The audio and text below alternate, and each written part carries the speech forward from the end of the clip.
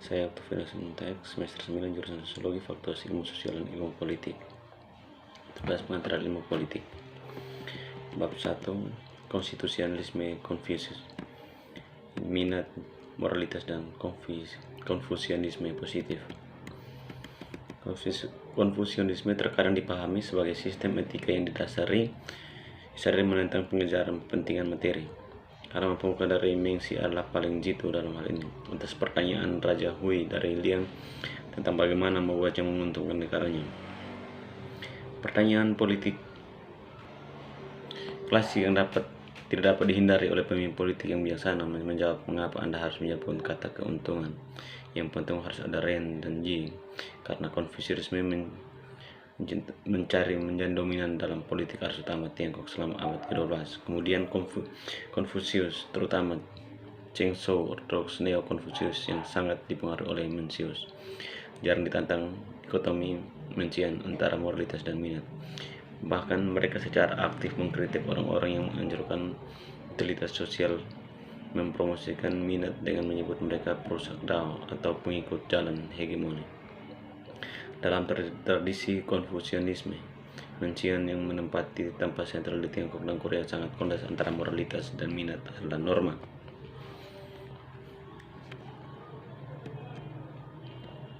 Selanjutnya, apa yang akan membuat orang biasa membawa diri mereka ke moralitas Konfusianisme dan tatanan ritual? Jika asumsi benar dalam mengklaim bahwa sifat manusia pada awalnya buruk, mengapa orang menerima talan moral, yaitu orang bijak, sebagai pengusaha mereka sebelum transformasi moral mereka? Masalah yang tidak mungkin muncul untuk Mencius yang memegang pandangan yang bertentangan tentang sifat manusia.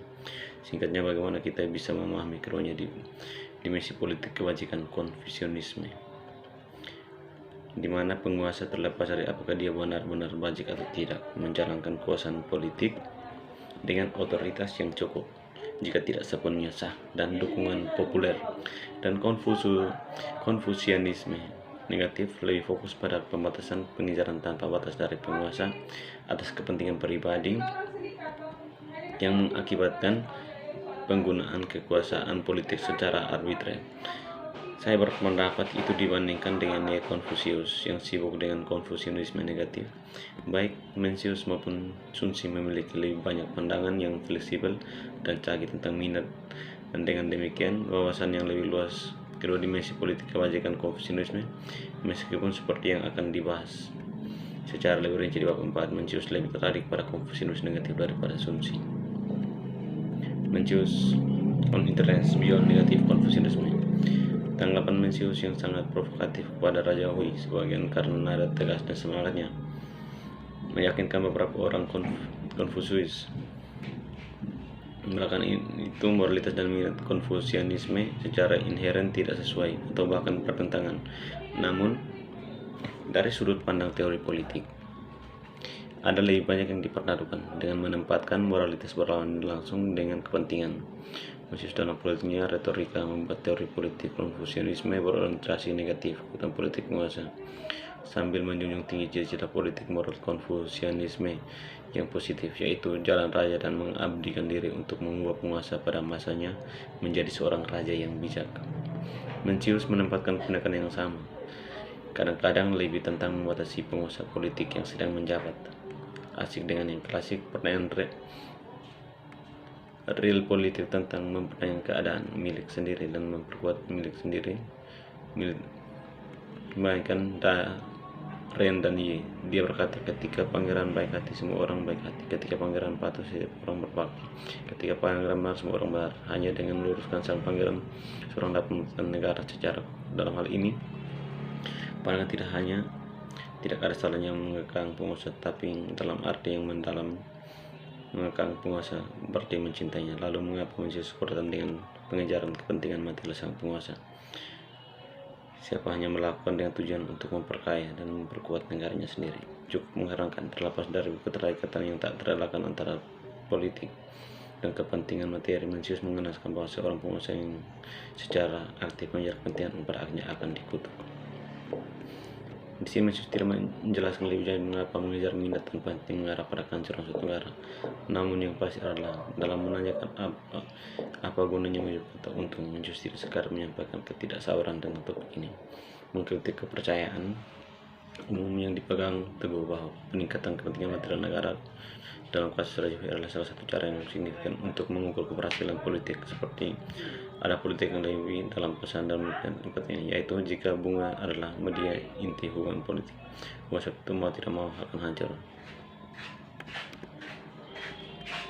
Salah satu cara untuk memahami ini adalah untuk memahami moralitas Ren dan J dan bunga sebagai satu kesatuan tidak bisa dibandingkan. Kemudian frase tersebut dapat diterjemahkan menjadi pergi dari Ren dan J. Orang-orang pasti akan terkait satu sama lain atau hanya dalam mediasi kepentingan, namun penampilan moralistik semi-deontologis ini adalah penuh dengan masalah karena saling tidak dapat dibandingkan antara pemimpin dan moralitas tersesuai dengan keseluruhan pemikiran filsuf Mencius. Perkembangan Mencius menjelaskan arti politik Ren secara harfiah apa yang bukan Ren, bukan dalam kaitan dengan bunga tapi hanya berkaitan dengan kekejaman dan tirani. Ketika dia berkata mengutip Mencius, ada dua cara dan hanya dua, kebajikan dan kekejaman. Jika seorang penguasa menggunakan rakyatnya dengan buruk pada tingkat yang ekstrim, dia akan dibunuh dan negaranya dianeksasi. Jika dia melakukan pada tingkat yang lebih rendah, orangnya akan dalam bahaya dan wilayahnya berkurang. Ketika penguasa akan dinamakan Merdayu dan Li, itu malam dan tirani. Demikian pula dalam rasionalisme yang terkenal tentang pembunuhan para tiran Jie dan Shou oleh raja yang bijak Tang dan Wu. Mencius dengan tegas menyatakan hal itu apa yang dengan Ren dan Ye bukanlah kepentingan yang begitu banyak tapi tindakan tertentu. Pada Mencius di sini akan tetap terungkap bahwa yang ia tolak bukanlah minat material itu sendiri, melainkan minat material perang agresif yang dibawa oleh penguasa yang tak terkendalikan keinginannya untuk mendapatkan keuntungan dari negaranya sendiri. Dengannya dia menginovasi dirinya sendiri. Dengan kata lain, kritik Mencius menunjuk pada kepentingan material yang memuaskan sang penguasa, ambisi pribadi, dan hal itu salah satu yang melayani politik kejaman, bukan pada hal yang meningkatkan kesejahteraan rakyat.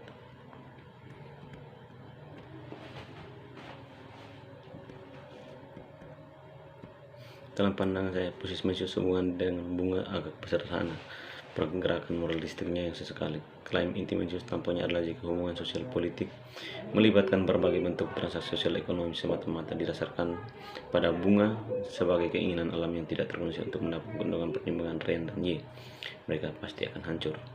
Baginya apa yang harus dihindari secara proaktif adalah kepentingan material murni, sebenarnya tidak terkait dengan mekanisme pengaturan moralitas internal dan eksternal. Sebagai hubungan manusia yang terbentuk semata-mata dalam mediasi kepentingan materi yang mana pasti menghasilkan konflik sosial. Singkatnya, yang dipermasalahkan bukanlah kontrasnya antara moralitas dan minat, tapi kontras antara minat yang tercerahkan dan diatur oleh mayoritas dan minat materi yang telah saya percaya. Dalam semangat inilah Confucius berkata, manusia harus melihat apa yang benar-benar saat melihat keuntungan. Di sini Confucius tampaknya tidak perlu dengan kontras yang kaku di antara kedua bunga.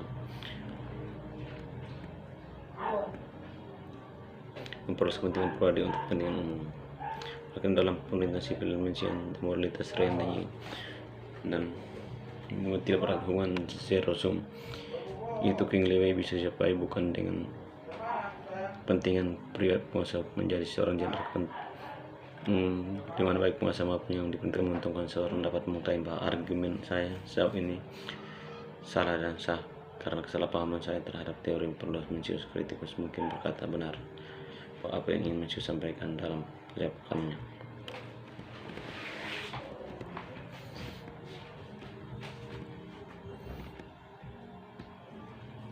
Kebajikan ritual dan konstitusionalisme. Pada bab sebelumnya kami mencatat bahwa ada dua dimensi Konfusianisme politik, kebajikan positif dan negatif, dan seperti mau gagasan Mencius yang terbelakang tentang Konfusianisme positif hasil penuh dengan secara aktif menjelaskan atas peran penting yang dapat dimainkan oleh kepentingan material dalam menciptakan dan memelihara tatanan sipil politik Konfusianisme.